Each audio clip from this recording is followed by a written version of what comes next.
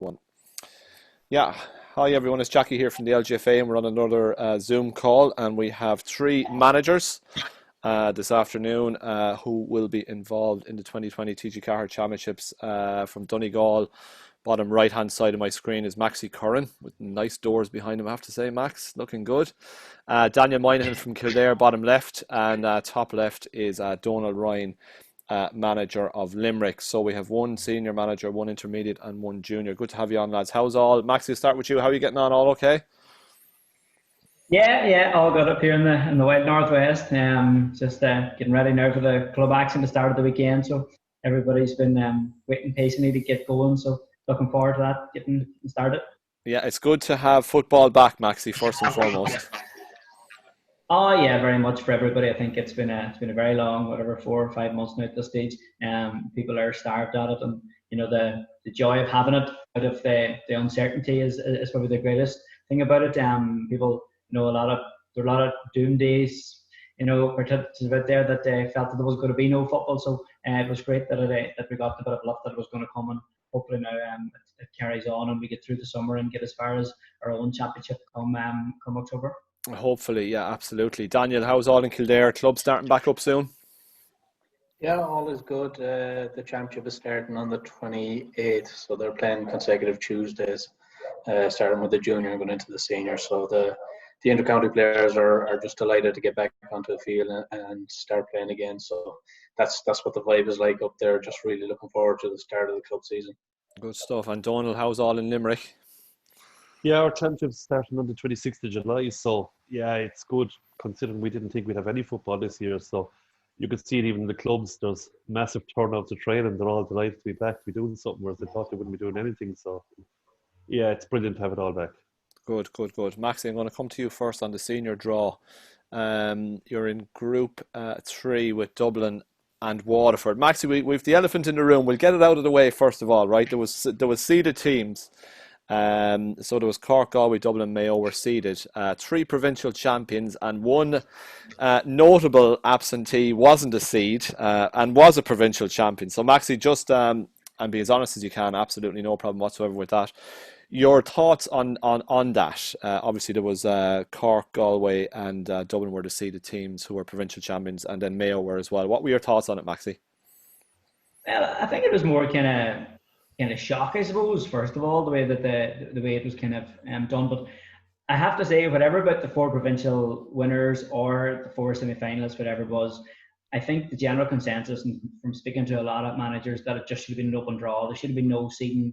With the year that's in it, it's a one-off competition with a very special circumstances, we all know. So I think everybody assumed it was just going to be an open draw, 12 teams in the hat. Give everybody the same crack at it, let them come out where they do. We just felt that, what's the need to protect the so-called bigger teams? It was, everybody should have the same crack at it in this current situation, the current circumstances. So I think that was the biggest thing. Whatever system they went up deciding who should be seated after that, I'm sure the powers that be have their reasons for going the way that they did. It's unheard of, to my knowledge, that semi-finalists from a previous competition would be seated.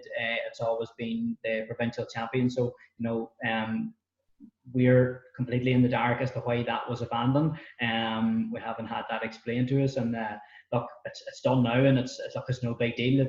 It is what it is, and you just get on with it. There's no point in we're not complaining about it. We're not harping on about it. I know the Ulster counties in particular had their say at the meetings that were had, and let their feelings be known. It's kind of bizarre. We have 12 teams in the championship, 5 from Ulster, and no seed. So but look, I'm sure, as I say, the powers that be must have their reason behind it. It doesn't make any sense to us why Ulster were excluded the way they were in favour of the 4 semi-finalists. Ourselves and Mayo played the same amount of matches last year, won the same amount of games. They're just because they got a stage further in the All Ireland series. Teams, it only has 6 trophies in the LGFA season, and we had one of them. And we felt that if there was going to be seeding, that Ulster as a province felt that they should have been included, and we as Ulster champions probably felt they should have been us. But look, as we say, it's done now. It's long forgotten. We're focusing on what been a real humdinger of a draw for us, and that's where our attention now has been put on. And look, we're disappointed, but that's just the way it is. Okay, I'll come back to you. You just broke up a small bit on your back, Maxi. I'll come back to you on your thoughts on the actual group in a little bit. Daniel, I suppose from the Kildare point of view, there was 4 groups, and one of them would have 4 teams in it. And hey presto, there you are with Clare, Sligo and Laois. So that's not going to be simple. It's a hugely difficult draw. I think an opposition manager described it as the group of death. So that's never good to hear other managers contacting you and saying that. Yeah, but look, you're up against really, really good teams. It's going to be really difficult, especially the fact it's a group of 4. You have 3 games in quick succession. So it's by no means easy, and it's going to be difficult. And whoever comes out of that group is going to have earned it. That's for sure. Danny, does league form count for? It's been so long ago since we were talking about league form. Does it count for anything really? Because you were obviously flying, and Clare were maybe struggling in 2. It's a whole new ball game though. We've been so long off. I presume you don't read a huge amount into it. Obviously, from your point of view, very disappointing when the shutdown came, because you had been moving particularly well in that division. Yeah, exactly. It came at the absolute worst time, I suppose, for us. We had qualified for a league final. We were the first in the to do so.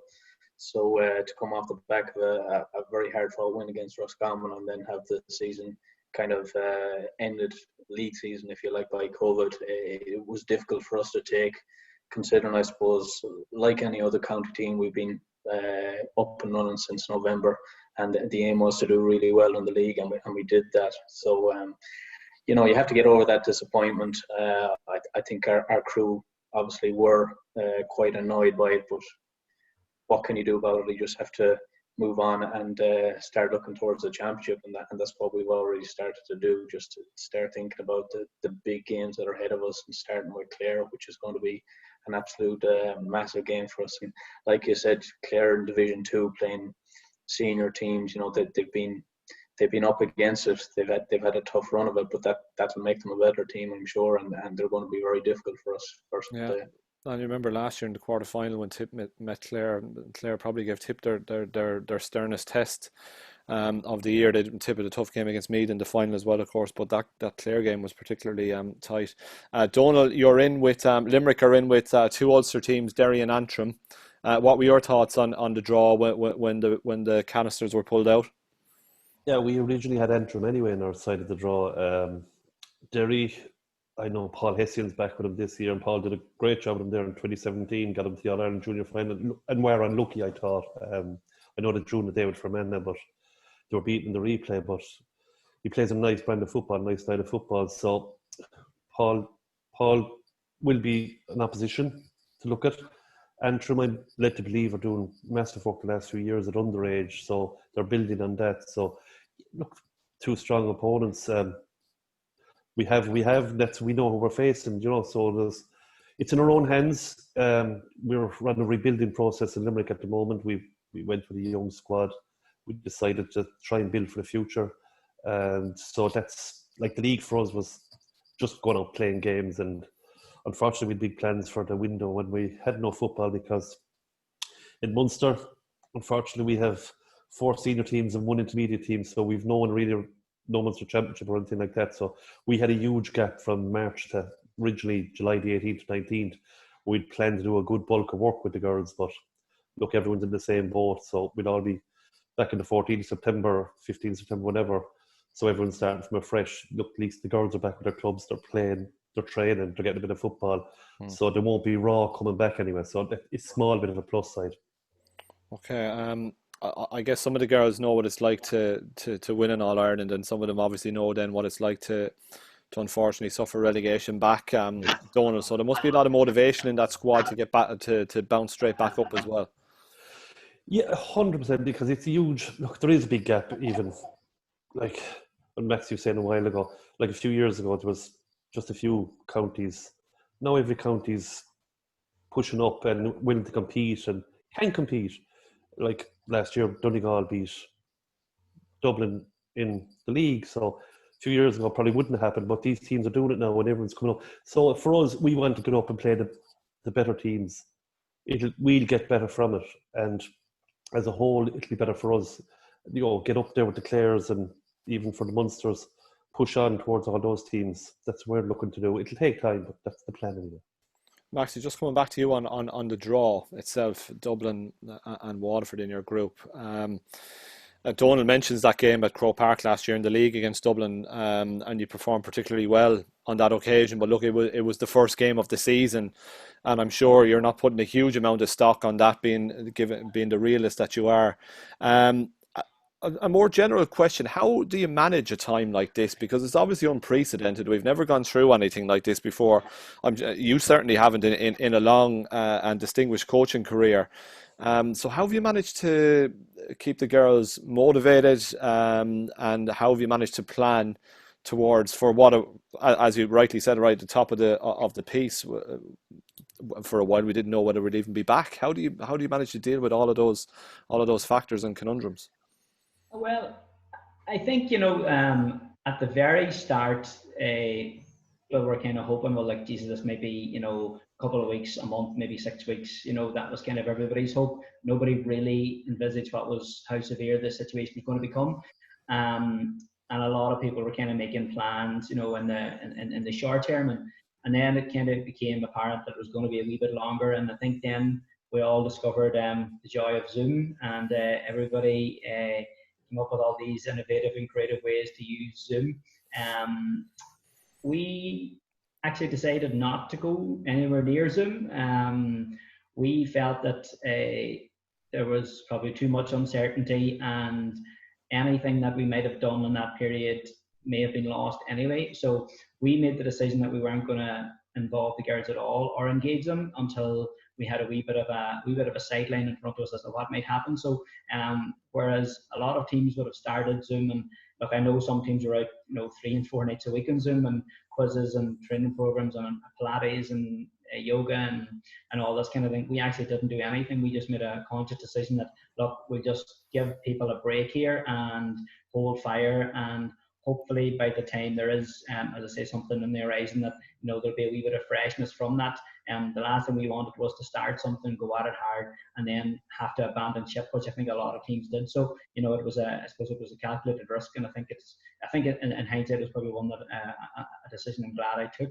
So we didn't do anything very, very much. We trusted the girls.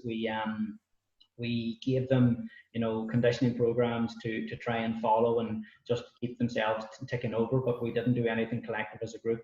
And as I say, when we did kind of get back together, then there was a wee bit of a freshness. There was a good desire in the girls to get the bond back together.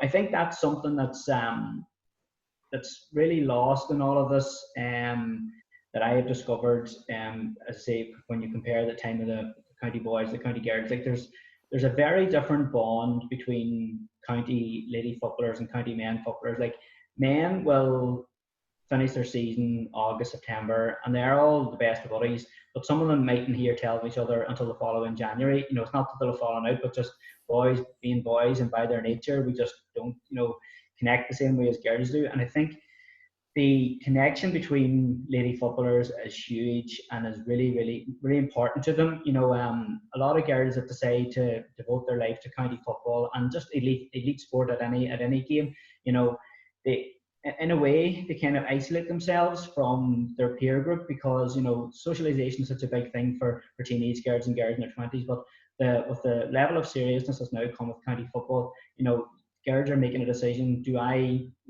go and attack this with all I've got and try and be the best athlete or footballer I can be, whereas all their friends are going to birthday parties and 21st and holidays.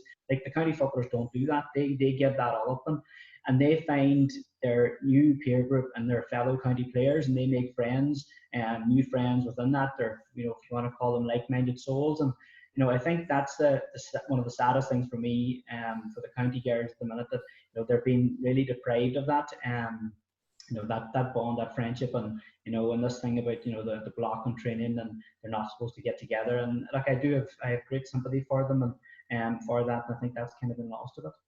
Okay, Daniel, would you echo some of those sentiments from from Maxi in terms of that sense of loss that I'm sure many players experienced and are still experiencing as they wait to get back. Not only, I'm sure many of them are back training with their clubs, but even just to get back out and play some competitive football again. It's look, not all of them are wrapped up in that identity of being a player, but for many, being a player is very, very important part of their identity. Absolutely. I think with ourselves, and I can only look at what we have done over the period, I suppose, like Maxi, we didn't want to overconsume them with training programs or whatever else. We initially went with maybe 6-7 weeks of trying to keep a flow going, but as the picture of COVID became a little bit clearer, we drew a line over it and we stopped all activity. And what I said to the group was if you want to keep going, doing bits and pieces among yourselves within your own WhatsApp group and Zoom group, you're doing it for one reason and one reason only, and that's your mental health. And that was a big thing for them, because essentially when you have inter-county players training 3 nights with the management, doing their own bits and pieces in the gym, maybe 2 nights, it's a huge chunk of time to be taken away from them. And it was important that the field would not to that level of intensity, but be able to do something that would ensure that for example, we're going out for a run and we're going to throw our times up on a group and just have a bit of crack around, a bit of banter. I mean, something small as that was making a huge difference to them, because they did find that change from doing activity 5 days a week to nearly being at home going, what can I do, really, really difficult. And that was the thing that I suppose we all wanted to see as GAA people, that we would see potentially a championship coming in before the end of the year, that the whole mental well-being of individuals from 17, 18 years of age, the ladies in their 30s, that they got something out of this year and they have something to look forward to. So I think it was massive that we had that opportunity to do that in October.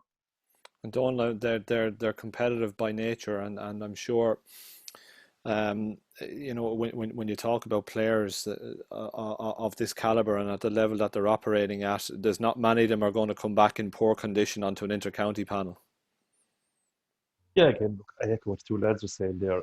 We just done a bit of strength and condition and Zoom classes once a week, and our S&C coach put up a weekly program for the girls. And again, as the lad said, you would be concerned as people that are out 3 or 4 or 5 nights a week, and it's all taken away. Even the social life aspect of it, they weren't able to move around in those circles, so to have that taken away was something unheard of, and none of us could ever imagine it was going to happen. It's so quick. So it's to have it back in a way you can sense. I said before, the buzz is back at the moment. They're mad to get back on the field. It's everyone's in good form again. It's just, look, they can't wait to get started again, which is brilliant to hear, because you would worry when there's a long layoff that you might lose a few people. That it was a survey done there a couple of years ago, I think by the FAI, that looked into the biggest threat to team sport were individual sports, as in the gym, tennis, things like that. So you would worry then that, if they did go do an exercise themselves by the bicycle, would you lose a few bodies along the way? So far, no one yet. So, which is great to have it back this year, because I think if it went on, there could be the possibility there would have been bodies lost, which would have affected the clubs as well, I think, So it's great to have it back in a sense and get it up and running. It's kind of history now. It's forgotten about it at the moment, even though I know it's still a big thing at the moment, but hopefully, please God, we're out the other side of it. Yeah, fingers crossed on that one. Maxi, what do you think it's going to be like playing competitive championship at that time of the year? You might have some inkling of what it might be like when you flip the year and you're playing in the early months of the year and you've still got the short days, but when you've got that cut and thrust of championship fare at a very different time of the year, we're more used to hard ground and fast ball. What's it going to be like in October, November, and from your point of view, hopefully into December as well? Well, to be honest, I think the biggest concern everybody has is the condition of the girls by the time they get as far as October. There's a very hectic schedule ahead for the girls in most counties. I think you'll probably find most girls are playing more club football now than maybe they've done in previous years. And And I'm very unsure about the wisdom of going with the provincial club championships. The men made a decision not to go with theirs, and I'm not going to lie, I think it was the right thing to do. We're expecting girls to play maybe 12, 13 club matches within their county, and then if they're successful in the provincial championship, to go and play another 3 in that, and that wraps up in most provinces the week before the All Ireland series. So you're looking at asking girls to play maybe 13, 14, 15 games in 16, 17 weeks. It's a full season's football in a third of the year, and I'm just not sure it's the right thing to do, and I don't think it was a decision taken with the best interest of the players at heart. I can understand people want to get competitions played, and provinces want to play their club championship, but that's a worry for me. And as I say, teams that in Donegal, we've been in 3 of the last 4 Ulster senior club finals, the Donegal champions. Last year we were also in the junior Ulster club final, and to expect those girls to jump straight into an inter-county program straight after that, and lo and behold, a trip to the capital, to the All Ireland champions. It's daunting, and there's going to be casualties along the way. The girls are not, they're just not built for that. Their conditioning's not there for them, to expect them to go through that level of games in such a short space of time. And that for me is the biggest concern. I have no doubt that when we get as far as October, I think it'll be a very good competition. I think it'll be very, very exciting. It's practically knockout. Like if you lose a game in the group stages, you're going to be in serious bother. It'll be very difficult to get out. So it's going to be hell for leather, and I think it's going to be very exciting. And I think that knockout nature is going to add to the excitement.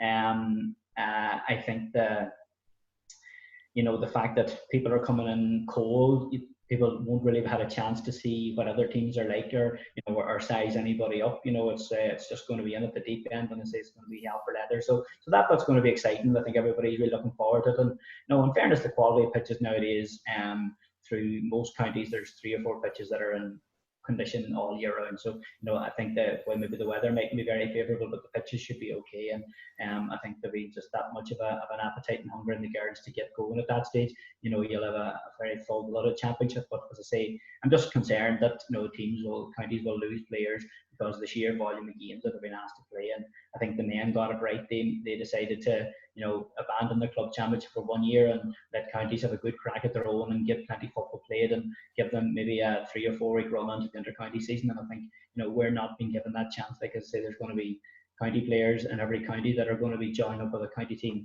a week before the All Ireland series starts, and I just don't think that's fair. Like I think it's just not fair on the county girls. I think I mentioned before, I think people have kind of forgotten about the county player in all of this, and Daniel mentioned starting in November. Like, these girls have a lot of miles travelled for the season, and I just think that maybe they haven't been thought of this and a lot of the decisions that have been taken. Daniel, Maxi mentions the demands on club players then and heading into an inter-county season. And you're in a group with that 4-team group, so you're going to have, Maxi talks about, one slip and it could prove fatal, but you have 3 fixtures to play in a short period of time in the group stages.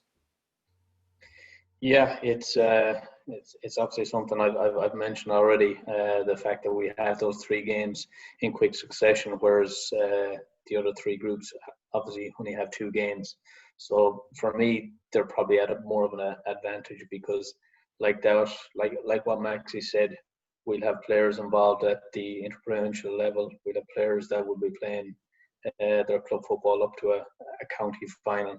So it is a period of a turnover where you just want to get your hands on the footballers and try and gauge where they're at football-wise. And it could be just a case of just a small bit of conditioning work that you can do with them. And that's difficult for them. It's difficult for us as a management to try and get that balance right for them, so that we have 15 players that can go out onto the field and potentially play 60 minutes. And to have that for 1 game, that's fine. I think we could all manage that. But I think when it's 3 games in a row, that's when it becomes a little bit more difficult. And I think we're probably looking at more of a squad-based scenario where there will be changes. There will be a use of subs, a lot more maybe than you possibly could have been doing if it was a standard championship routine. So that's where you hope that you have the benefit of a really good squad of 30 players that come into me hugely focused and with the thought process that I'm not just here to make up numbers, but I'm here to make a difference for us. And that number 28, 29, number 30 could be the difference come the third game where we're under a little bit of pressure and we need to get a score, or we're under a little pressure trying to hold on to the ball. So that's what we really want to see. That's what we want to make the most out of. Donal, the lads raised very good points in terms of logistics and the real nitty-gritty in terms of preparation and getting your squad right for an inter-county championship. What kind of thinking have you been putting into how it might pan out for you guys when it comes towards October and that start that hopefully will come? Yeah, as the lad said, I think I stand to be corrected now. I think the Munster club finals are scheduled a day or two before the first county match is down. And look, we haven't had a Limerick team there in a few years, so look, it mightn't be a hindrance to us, but to other counties it is huge because you want all your girls to train, and if you have girls tied up with a team and they're gone with their club, it's very hard to get the messages across what you want to do and what way you want them to play. It's very hard to do that because the clubs will want them, and you could be missing 3, 4, 5, 6 even girls out of your team, and look, they're going to be starters in or thereabouts, and there's a huge loss. It is a big thing, and we're looking at them. They have sorted the fixtures. The girls don't have as many games. You could win a county title here just by playing 4 games. And it's spread out, as I said, starting 26th July, so it's spread out there till the end of September. So it's not too bad. There is a right for the losing teams quarterfinals, but 5 games you could win a county title. So there isn't as many games here down in Limerick for the girls, so it's not too bad for us that way. In terms of logistics, I'm not fully aware yet of when we're playing Derry and Antrim, or where we're playing, if it's midway or it's home and away. I don't know what the logistics of that is for us yet. So it's stuff you just have to look at down the line, because with the club starting up soon, you could lose a couple of girls' injuries. You might have to just plan without them. So it's just day by day. Yeah, very much day by day. Maxi, and I think sorry, just on Doug's point, I think it's, I think the county manager is often portrayed as the big bad wolf in the GAA, and that we have we kind of overstep our mark, one thing or other. And while from a preparation perspective it's a disadvantage of the whole club thing, I'm actually very concerned with the player welfare thing, and what kind of state girls are going to land in. If a girl gets to an Ulster club final, it's a roller coaster ride as part of our club, and if they happen to lose that final, with the Donegal team have done in the last 3, it takes a bit of getting over, and have 7 days to get your head around a match at Dublin. And I'd say that's my biggest concern. We as teams, we just have to survive and get on with it. But again, it's the welfare of the girls, I think, is what's been lost in this a bit, and that's a bit that's disappointed me in how the whole thing's been planned out so far. It's an unprecedented year in many respects, isn't it? It's so strange what happened, Daniel. When you look back on that league, I think you're probably one of the form teams in the country, and you have spoken about how it would have impacted on the players. But does it give you something, a big foundation to take into championship, that that these girls can produce quality football?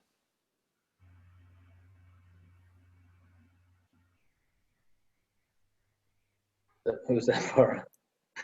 Am I here? That's for you. Sorry, for you, Daniel. Sorry. Sorry, no problem. I think you have to take huge positives from our league campaign.